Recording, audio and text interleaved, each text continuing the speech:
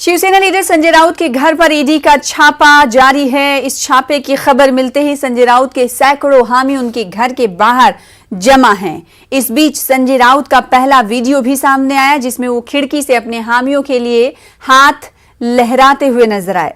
राउत के सामने आते ही उनके हामियों ने मोदी हुकूमत के खिलाफ नारेबाजी करना शुरू कर दी। वाज़ेह है कि इससे पहले 20 जुलाई को उन्हें पूछताछ के लिए बुलाया गया था, लेकिन वो दिल्ली में पार्लियामेंट की जारी मॉनसून इजलास का हवाला देते हुए ईडी हुकाम के सामने पेश नहीं हुए थे।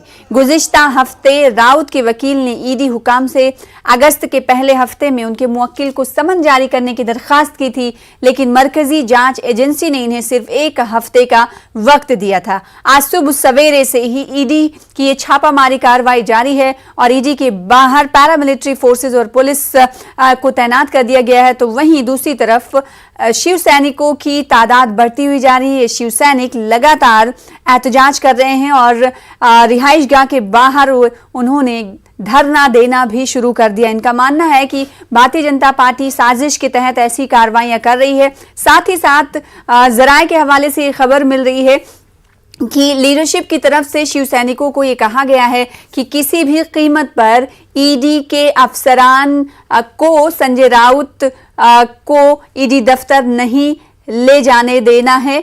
इसके लिए कोई भी रणनीति आप अपनाएं। तो इन तमाम रणनीति पर अमल करते हुए, स्ट्रैटेजी पर अमल करते हुए, हिकमत अमली आप पर जोर देते हुए तमाम शिव सैनिकों की तरफ से ये एहतजाज जारी है। वहीं ईडी के छापे के दरमियान शिवसेना लीडर संजय राउत की जानिब से सुबह ट्वीट्स भी किए गए। उन्होंने लिखा कि झूठी कार्रवाई, झूठे सबूत, मैं शिवसेना नहीं छोड़ूंगा। मैं मर भी जाऊं तो हथियार नहीं डालूंगा। जय महाराष्ट्र। महाराष्ट्र और शिवसेना के दरमियान लड़ाई जारी रहेगी। इसके अलावा उन्होंने कई और ट्वीट्स किए, जिसमें लिखा कि यही नहीं, शिवसेना लीडर की जानिब से पार्टी का निशान भी उन्होंने ट्वीट किया, जिसके साथ इन्होंने लिखा कि अब भी शिवसेना नहीं छोड़ेगी। तो ये तमाम ट्वीट्स हैं जिनका जिक्र बार बार नाज़रीन हम आपको टीवी स्क्रीन पर दिखाते हुए कर रहे हैं, क्योंकि कई ट्वीट्स ये किए गए। और इस बीच एक बड़ी खबर आ रही है जिसका रुख कर लेते। महाराष्ट्र से ही जुड़ी हुई खबर है। एकनाथ शिंदे जो कि महाराष्ट्र के वजीर आला हैं, इन्होंने संजय राउत के खिलाफ ईडी की कार्रवाई पर रद्द अमल का इजहार किया है। एकनाथ शिंदे का कहना है कि अगर इन्होंने यानी संजय राउत ने कुछ गलत नहीं किया तो फिर इन्हें किस बात का डर है। जी हाँ, इस वक्त की बड़ी खबर आपको दे रहे हैं। महाराष्ट्र के वजीर आला एकनाथ शिंदे ने संजय राउत के खिलाफ ईडी की कार्रवाई पर पहला रद्द अमल का इजहार किया है। अगर इन्होंने यानी संजय राउत ने, एकनाथ शिंदे जो कि महाराष्ट्र के वजीर आला, वो कहते हैं कि अगर संजय राउत ने कुछ गलत नहीं किया तो फिर इन्हें आखिर किस बात का डर है। वहीं इससे पहले अपनी ही पार्टी के साथी एनसीपी के लीडर अजीत पवार की तरफ से एक ऐसी ही बात कही गई थी, जिसके बाद ये सवाल खड़े होने लगे थे कि क्या ये बयान अजीत पवार का दोनों के दरमियान यानी शिवसेना और एनसीपी के दरमियान दरारें तो नहीं पैदा करेगा। बहरहाल अब महाराष्ट्र के वजीर आला एकनाथ शिंदे का भी बयान सामने आया है। पहला रद्द अमल है संजय राउत के खिलाफ ईडी की कार्रवाई के बाद। अगर इन्होंने कुछ गलत नहीं किया तो फिर इन्हें किस बात का डर है। सर्वेश हमारे साथ, हमारे नुमाइंदे मुंबई से जुड़ रहे हैं, ये मैत्री आवास के बाहर मौजूद है। एक बार फिर से उनका रुख कर लेते हैं।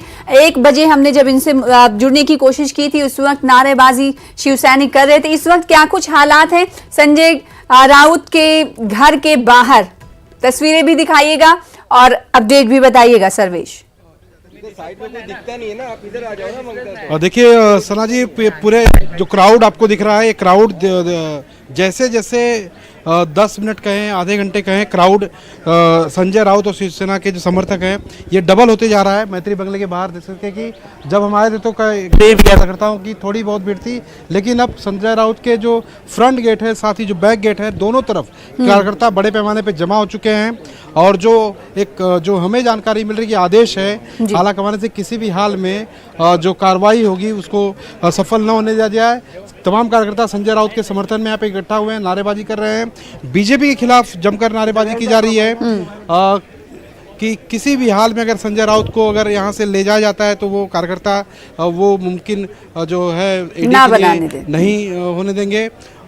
तमाम जो कार्यकर्ता हैं उनसे हम सीधे बातचीत करते हैं। आपका क्या कहना है कि क्या माहौल है, किस तरह से कार्रवाई हो रही है? आज जो महाराष्ट्र में चल रहा है वो भारतीय जनता पक्ष, मोदी और शाह इनको जो राजनीति, गंदी राजनीति महाराष्ट्र के बारे में चल रही है, वो हमारी महाराष्ट्र की जनता कदापि सहन करने वाली नहीं है। और आने वाले चुनाव रहेगा, आने वाला समय रहेगा, उसी टाइम पर ये शिवसैनिक उनको कड़वा जवाब देगी। ऐसा लगता है कि पार्टी और इस लीडर सही है। हाँ, बराबर है। जो कार्रवाई हो रही है वो भाजपा विरोधी जो पार्टियां हैं, शिवसेना हो या तृणमूल कांग्रेस हो और कोई देश में जो पार्टी है, उनको दबाने का काम चल रहा है। आज जो ईडी की कार्रवाई हो रही है सिर्फ शिवसेना नेता संजय राउत साहब के ऊपर हो रहे, लेकिन जो बीजेपी में गए, जिन्होंने भ्रष्टाचार किया है, चाहे कृपाशंकर सिंह हो, नारायण राणे जी हो, और जो नेता जो है उनके ऊपर कोई कार्रवाई क्यों नहीं हो रही है? जो भाजपा में आज किरीट सोमैया जो क्यों नहीं बोल रहे उनके खिलाफ? किरीट सोमैया ने इनके ऊपर जो आरोप किया था, सरनाईक, यशवंत यादव हो या पहले भी जो गए हैं कृपाशंकर सिंह जैसे करोड़ों के ये उनके ऊपर है, उनके ऊपर कोई कार्रवाई नहीं हो रही। नारायण राणे जी का जिन्होंने फाइल किया दिया है किरीट सोमैया जी ने, तो उनके ऊपर क्यों नहीं बोल रहे हैं आज? सना जी, एक तो शिव सैनिकों का ये इल्जाम है कि भारतीय जनता पार्टी में जो लीडर मौजूद हैं वो बदमान हैं, उनके खिलाफ आखिर कार्रवाई क्यों नहीं हो रही? उनसे सवाल कीजिएगा कि अब से कुछ देर पहले महाराष्ट्र के वजीर आला सीएम एकनाथ शिंदे ने कहा है कि अगर इन्होंने यानी संजय राउत ने कुछ गलत नहीं किया तो फिर इन्हें किस बात का डर है? इस सवाल का जवाब लीजिएगा। अभी मुख्यमंत्री एकनाथ शिंदे ने कहा है कि अगर संजय राउत ने कुछ गलत नहीं किया है तो उन्हें किस बात का डर?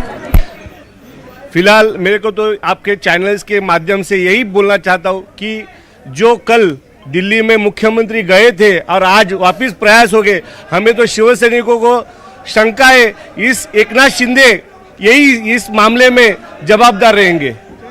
मतलब एकनाथ शिंदे के बोलने पे कार्रवाई की जा रही है, आपका कहना है? हो सकता है, क्यों नहीं हो सकता है? क्योंकि ये बीजेपी के सरकार को मिले हुए गद्दार है, क्यों नहीं हो सकता है? ये जवाब सुना सना जी आपने कि ये एकनाथ शिंदे का कल दिल्ली का दौरा था और आने के बाद अभी नारेबाजी और तेज होती हुई दिखाई दे रही है, पुष्ट से आवाजें भी आ रही नारेबाजी की। ये जानना चाहेंगे सर्वेश, क्या ये पता चल पा रहा है कि अभी और कितनी देर तक ईडी की कार्रवाई जारी रहेगी? सर्वेश, अगर आपको आवाज मेरी मिल पा रही होगी तो सवाल का जवाब दीजिएगा कि क्या ये मालूम हो पा रहा है कि अब तक जारी ईडी की कार्रवाई आगे कितने और घंटे चलेगी? शायद सर्वेश को आवाज मेरी नहीं पहुंच पा रही, उनसे हम आगे भी जुड़ने की कोशिश करेंगे। सर्वेश, ईडी के तमाम जो अधिकारी हैं वो अभी भी बंगले के अंदर ही हैं, मैत्री बंगले के अंदर ही हैं, वो अब तक बाहर नहीं निकले हैं। जो भी समर्थक है संजय राउत के शिवसेना के, वो बंगले के बाहर ही खड़े हैं। तमाम नारेबाजी आप देख सकते हैं कैमरे के जरिए बिल्कुल, तो बंगले के बाहर दिखाई दे रही है शिव सैनिकों का जमावड़ा और बंगले के अंदर ईडी की पूछताछ और छापेमारी की कार्रवाई ये सुबह से ही जारी है। अब देखना ये होगा कि कितने और घंटे ईडी इस बंगले के अंदर, इस रिहाइशगाह के अंदर रहती। बहुत शुक्रिया हमारे साथ जुड़ने के लिए सर्वेश और इस हवाले से अपडेट फराहम करने के लिए। उधर अजीत पवार ने एक तरह से राउत के खिलाफ ईडी की कार्रवाई को जायज करार दिया है। वो कहते हैं कि इन तमाम एजेंसियों जैसे ईडी, सीबीआई और आईटी के पास अपने इख्तियारात हैं और वो किसी भी फर्द के खिलाफ अपने इख्तियारात के मुताबिक तफ्तीश करते हैं। ईडी बार बार राउत से क्यों पूछताछ कर रही है, इसका जवाब सिर्फ रावत ही दे सकते हैं। आगे बढ़ेंगे। कांग्रेस ने झारखंड के 3 अरकान असेंबली को मुअत्तल कर दिया है। पार्टी ने इरफान अंसारी, राजेश कच्छप और नमन विक्सल को मुअत्तल किया है। सोनिया गांधी ने ये बड़ी कार्रवाई की है। ये कार्रवाई दरअसल मगरबी बंगाल में कार से कैश मिलने के बाद हुई है। कहा जा रहा है कि ये कैश तीनों अरकान असेंबली के हैं। मैं आज इस मंच से माननीय कांग्रेस अध्यक्षा ने कल जो हमारे 3 विधायक इस कृत्य में और पार्टी के अंदर लोगों को गुमराह करने में जो कोशिश उनके संलिप्त थे, उनको पार्टी से तुरंत प्रभाव से निष्कासित कर दिया है। यह घोषणा आज इस मंच से मैं कर रहा हूं। वी हैव सस्पेंडेड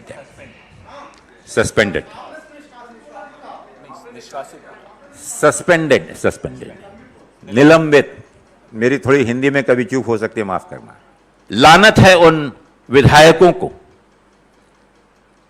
जो बिकते हैं, लेकिन उससे भी ज्यादा लानत उन लोगों पर है जो इन विधायकों को, इन लोगों को खरीदने की कोशिश करते हैं, खरीदने का प्रयास करते हैं। आगे बढ़ेंगे। जम्मू कश्मीर की कुछ अहम खबरें। फोर्सेज ने बानीपुरा के अष्टंगू इलाके में मुहासरे और तलाशी की एक कार्रवाई के दौरान लश्कर तैयबा से वाबस्ता एक हाइब्रिड मिलिटेंट को गिरफ्तार किया है। गिरफ्तार किए गए मिलिटेंट की शनाख्त फैसल गुलजार वल्द गुलजार अहमद नज्जार साकिन अनंतनाग के बतौर हुई है। फैसल के बारे में बताया जा रहा है कि वो रवा साल 17 जुलाई से लापता था। पूछताछ के दौरान उसके कब्जे से असलहा भी जब्त किया गया। मिसल यात्रियों के लिए जिला किश्तवाड़ के कंडेल में बेली ब्रिज की तामीर का काम मुकम्मल हो गया है और ये पुल यात्रियों के लिए खोल दिया गया है। जिला इंतजामिया ने इस 150 फीट लंबे पुल को तामीर करने की फौज से दरखास्त की थी, क्योंकि मौजूदा लकड़ी का पुल यात्रियों की भारी ट्रैफिक को बरकरार रखने के लिए मुनासिब नहीं था। पठानकोट से फौज के 40 ट्रकों में ब्रिज बनाने का सामान लाया गया था। कई चैलेंज दरपेश होने के बावजूद रिकॉर्ड वक्त में पुल बनाने का काम पूरा किया गया। 3 जुलाई को भूत नाला में तोग़यानी की वजह से लकड़ी का पुल भी बह चुका था और सतह में भी रोज बरोज इजाफा हो रहा था। पुल बन जाने पर मिशेल के यात्रियों ने मसरत का इजहार किया है। इंडियन आर्मी 17 RR और 54 इंजीनियर बटालियन ने बहुत जल्द से जल्द ये पुल तैयार किया है और DC साहब का भी बहुत धन्यवाद है। उनकी सहयोग से ये पुल हमारे को बहुत जल्द से जल्द तैयार मिला। जो पिछले साल इधर बादल फटा था तो हमारा जो माता रानी की जो यात्रा थी उसका पुल टूट चुका था। कुछ समय में आज इस समय लगता था कि इस साल में हमारी यात्रा नहीं हो पाएगी। 17 RR और 54 इंजीनियर ने बहुत अच्छा काम किया। थोड़े समय में होकर पुल को कंप्लीट करके हमें यात्रा के लिए फिर न्यौता दे दिया है। माता रानी की कृपा से हम इस यात्रा को फिर कर रहे हैं। पदुम ज़ंस्कार में गवर्नमेंट मॉडल डिग्री कॉलेज में education assistance and labour welfare scheme के उन्वान से एक रोज़ा बेदारी प्रोग्राम का इनेकाद किया गया। इस मौके पर करगिल लेबर डिपार्टमेंट के असिस्टेंट कमिश्नर मिस रज़िया खातून मेहमान खुसूसी थी और प्रोफेसर नसीर शबानी पर प्रिंसिपल गवर्नमेंट डिग्री कॉलेज में माने एजाजी थी। मुकर्रिरीन ने मुख्तलिफ फलाही स्कीमों का तज़किरा किया। हुसूल तालीम के लिए मदद, लेबर सिक्योरिटी और लेबर कोड और लेबर कवानीन के बारे में मालूमात फराहम की गई। इन्होंने ज़ंस्कार सब डिवीज़न बिलखुसूस और ज़िला करगिल में रजिस्टर्ड मजदूरों के अदाद-ओ-शुमार का हवाला दिया। इस दौरान सवाल जवाब का सेशन भी हुआ और मुख्तलिफ सवालात और शुकूक व शुबहात का इजाला भी किया गया। खबरें जारी रहेंगी, रुकेंगी छोटे से ब्रेक के लिए। मुल्क में कोरोना केसेस में कमी दर्ज की गई है। गुज़िश्ता 24 घंटों में 19,673 नए मामले सामने आए हैं। वहीं 39 कोरोना मरीजों की मौत हुई है। हमारी नुमाइंदा फराह खान मजीद तफसीलात बता रही हैं। कोरोना के मामलों में लगातार उछाल देखने को मिल रहा है। अगर बीते 24 घंटों की बात की जाए तो 19,000 से ज्यादा केसेस सामने आए हैं। वहीं 45 मौतें हुई हैं और अगर एक्टिव केसेस की बात की जाए तो 1,43,000 तक एक्टिव केसेस पहुंच गए हैं। वहीं दिल्ली में भी जो संक्रमण दर है वो 8% तक पहुंच गया है। जहां केसेस 400 से स्टार्ट हुए थे वो अब 1,300 तक पहुंच गए हैं। तो लगातार केसेस बढ़ते जा रहे हैं और उसी तरीके से लोगों की जो लापरवाही है वो बढ़ती जा रही है। लोग मास्क नहीं लगा रहे, सोशल डिस्टेंसिंग का पालन नहीं कर रहे हैं और लोग सतर्क नहीं हैं और लोग ये भूल गए हैं कि कोरोना से तो लड़ना ही है, साथ में मंकी पॉक्स से भी लड़ना है। ये 2 बीमारियां ऐसी हैं जिसमें मास्क बहुत ज्यादा जरूरी है और सोशल डिस्टेंसिंग का पालन करना बहुत जरूरी है। मैं एक बार दिखाना भी चाहूंगी, देखिए लोग अब बिना मास्क के घूमने लगे हैं और ये साफ दर्शा रहा है कि लोग भूल गए हैं कि जो मास्क लगा रहे थे कितना जरूरी था। रोडों पे अब लोग ना मास्क लगाते दिखते हैं, भीड़ इतनी हो रही है। मार्केटों में भी लोग जो हैं वो मास्क नहीं लगाते। अगर उनसे कोई सवाल किया जाता है तो वो कहते हैं इतने केस नहीं बढ़ रहे हैं। यही देखते देखते दिल्ली के केस बढ़ने लगे हैं और पूरे देश भर में जो है वो मौतों का आंकड़ा भी बढ़ रहा है और केस भी बढ़ रहे हैं। तो वक्त आ गया है कि सब सतर्क होकर चलें। कैमरामैन नागेंद्र के साथ फराह खान, न्यूज़ 18 दिल्ली। इल्म और उसकी जुस्तजू इस्लाम में हमेशा से एक इंतहाई बुनियादी अमल रहा है। तालीम की इसी तफहीम के साथ student Islamic organisation of India Hyderabad city के ताउन से education and career guidance centre Telangana ने एक काउंसलिंग का एहतमाम किया, जिसमें शाहीन एजुकेशन फाउंडेशन के बानी डॉक्टर अब्दुल कदीर समेत दीगर अहम शख्सियात ने शिरकत की। इस काउंसलिंग का मकसद नौजवान जहनों को उनके मुताबिक तालीम और कैरियर की रहनुमाई फराहम करना था। दिलचस्पी, तरजीहात और टैलेंट और उन्हें कैरियर के मुख्तलिफ काबिल ज़िक्र चीज़ों से वाकिफ़ कराना भी था, ताकि माशरे के लिए एक बेहतर मुस्तकबिल तश्कील हो सके। वाज़ेह है कि SIU ऑफ इंडिया गुज़िश्ता 40 सालों से मुल्क में तलबा बिरादरी की रहनुमाई के लिए कोशा है और तलबा की फलाह बहबूद और तरक्की के लिए हमतन गोशा है। आज ECGC education career guidance centre के ऑफिस का इनॉग्रेशन हुआ है मेहदीपट्टनम पर। ECGC एक बहुत पुरानी ऑर्गेनाइजेशन है जो स्टूडेंट्स को करियर और के अंदर गाइड करती है।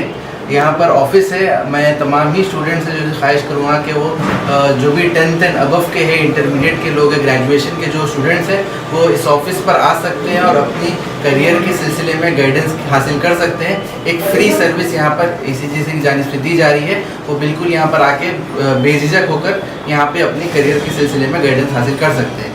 दूसरी चीज़ यहाँ पर जो है आपके पास अगर किसी भी किस्म के अशकालात, डाउट्स वगैरह आपको है, आपके इंटरमीडिएट कोर्सेज़ के अंदर किसके अंदर आपको जाना है या फिर ग्रेजुएशन के लिए कौन से कोर्सेज ऑप्ट करना है, तो यहाँ पर आके यहाँ के काउंसलिंग के जो काउंसलर्स हैं वो आपसे लंबी गुफ्तगू करेंगे और पर्सनल 1-to-1 काउंसलिंग आप ही करेंगे आपके इंटरेस्ट की बुनियाद पर, आपके रुझानात की बुनियाद पर, और नए नए कोर्सेज़ का आपको ख़ास तौर पे यहाँ पे इंट्रोडक्शन मिलेगा।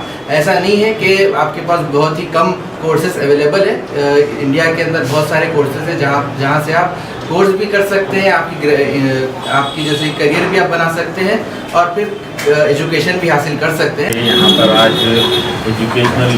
Education and career guidance centre का इफ्तिताह हुआ है। इसके लिए मैं तमाम नौजवानों को मुबारकबाद दूंगा। यकीनन इसकी एक बहुत अहम ज़रूरत है सही रहनुमाई की, और ये नौजवान अच्छा जज्बा रखते हैं और ये खुद तजुर्बेकार हैं। हमको उम्मीद है कि इंशाअल्लाह इससे बड़ा फ़ायदा होगा। मैं SIO को बहुत बहुत मुबारकबाद पेश करता हूँ। ये कैरियर गाइडेंस सेंटर इधर ओपन हुआ है। ये नौजवान को, यूथ्स को, specially 10th class students, intermediate students, college students के लिए बहुत बहुत फ़ायदा रहेगा। बिकॉज आजकल बच्चों के लिए गाइड करने के लिए स्कूल में भी गाइडेंस सेंटर नहीं है। एंड ऐसा सेंटर्स सिटी में बहुत सेंटर्स खोलना है और भी खोलना है। डिस्ट्रिक्ट्स में भी, रूरल एरिया में भी ऐसा एक कैरियर गाइडेंस ओपन करना है। इसलिए थाउजेंड्स ऑफ स्टूडेंट्स हम इसमें से बेनिफिट हो सकते हैं। ये सेंटर्स के लिए कैरियर गाइडेंस सेंटर्स के लिए कुछ सपोर्ट के लिए टेम्परेरी से भी हम सपोर्ट करने के लिए। और अब कुछ बैनुल-अक़वामी खबरें। अमरीकी सदर जो बाइडन फिर एक बार कोरोना से मुतासिर पाए गए। जो बाइडन को दोबारा टेस्ट किया गया। रिपोर्ट में कोरोना की मुस्बत अलामतें पाई गई हैं। व्हाइट हाउस के डायरेक्टर केविन ओ'कॉनर ने तहरीरी तौर पर इस बात की इत्तला दी है। इन्होंने बताया कि पहली बार पॉजिटिव टेस्ट के बाद बाइडन ने अपना कोर्स मुकम्मल कर लिया, जिसके बाद इन्हें दोबारा टेस्ट किया गया। रिपोर्ट में कोरोना की मुस्बत अलामतें पाई गई हैं और बाइडन ने अपने ट्वीट में तहरीर किया कि मैं साथ में काम करने वालों का ख्याल करते हुए अपने आप को अलग कर लिया हूं। मैं अभी भी काम कर रहा हूं और बहुत जल्द वापस आऊंगा। रूस और यूक्रेन के बीच जंग शुरू हुए 5 महीने से भी ज़्यादा अरसा हो चुका है, लेकिन अभी भी दोनों ममालिक के दरमियान जंग ख़त्म होने के कोई आसार नज़र नहीं आ रहे हैं। ऐसे में यूक्रेनी सदर वोलोदिमीर ज़ेलेंस्की ने रूस को दहशतगर्द मुल्क करार देने फिर एक बार आलमी बिरादरी से अपील की है। ज़ेलेंस्की ने रूस के साथ तिजारती, सिफारती और सियासी ताल्लुकात को मुनक़ता कर लेने यूरोप और दीगर ममालिक से अपील की है। उधर रूस ने अमरीका की जानिब से सप्लाई करदा रॉकेट व दीगर हथियारों को इस्तेमाल करते हुए रूसी जेलों को निशाना बनाया है और गुज़िश्ता एक हफ्ते के दौरान 140 रूसी फौजियों को हलाक करने का यूक्रेन पर इल्ज़ाम लगाया। वाज़ेह है कि रवा साल 24 फरवरी को रूस और यूक्रेन के दरमियान जंग का आगाज हुआ था। Автоматично ускладнить існування для держави-терориста, автоматично розірве різноманітні політичні і бізнесові зв'язки, які інакше Росія зберігатиме. І це все це відбудеться 100%. Це прийдеться робити. Питання... हिंदुस्तान के मीराबाई चानू ने खवातीन की वेट लिफ्टिंग में कमाल कर दिखाया है। इन्होंने कॉमनवेल्थ गेम्स में मुल्क को पहला गोल्ड मेडल दिलाया। मीराबाई चानू ने कल 201 किलो का वजन उठाया। इन्होंने क्लीन एंड जर्क के पहले राउंड में 109 किलो का वजन उठाया। इसके साथ इन्होंने गोल्ड मेडल जीत लिया। बर्मिंघम 2022 दौलत मुश्तरका खेलों में ये हिंदुस्तान का पहला गोल्ड और मजमूई तौर पर तीसरा तमगा है। इससे कबल संकेत सरगर ने चांदी और खरूरात कुरुरात पुजारी ने हिंदुस्तान के लिए कांसे का तमगा जीता था। वाज़ेह हो कि जहां हिंदुस्तान ने इस मुकाबले में गोल्ड मेडल पर कब्जा किया, वहीं चांदी का तमगा मॉरिशस और कांसे का तमगा कनाडा के हिस्से में आया। आपको बता दें कि कॉमनवेल्थ गेम्स में मीराबाई चानू का ये दूसरा गोल्ड है। इससे कबल उन्होंने 2018 में भी गोल्ड जीता था। खुशी हूँ, टोक्यो की बात ही, मैंने कॉमनवेल्थ गेम्स मेरा सबसे पहला कंपटीशन थी बड़ा, तो मैं इसमें सबसे इंडिया के लिए गोल्ड मेडल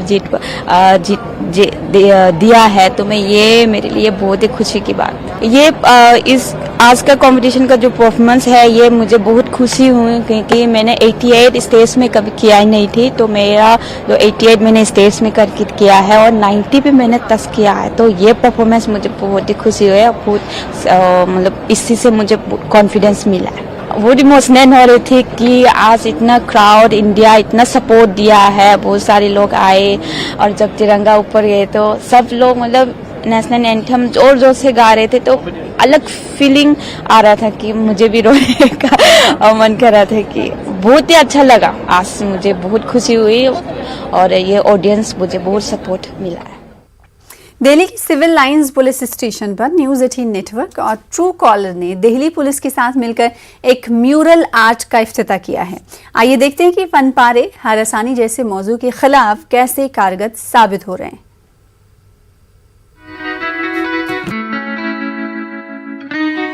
सामाजिक परिवर्तन को बढ़ावा देने के लिए कला के माध्यम का इस्तेमाल करते हुए न्यूज़ 18 नेटवर्क, ट्रू कॉलर और दिल्ली पुलिस ने नई दिल्ली के सिविल लाइंस पुलिस स्टेशन में कॉल इट आउट वॉल का अनावरण किया।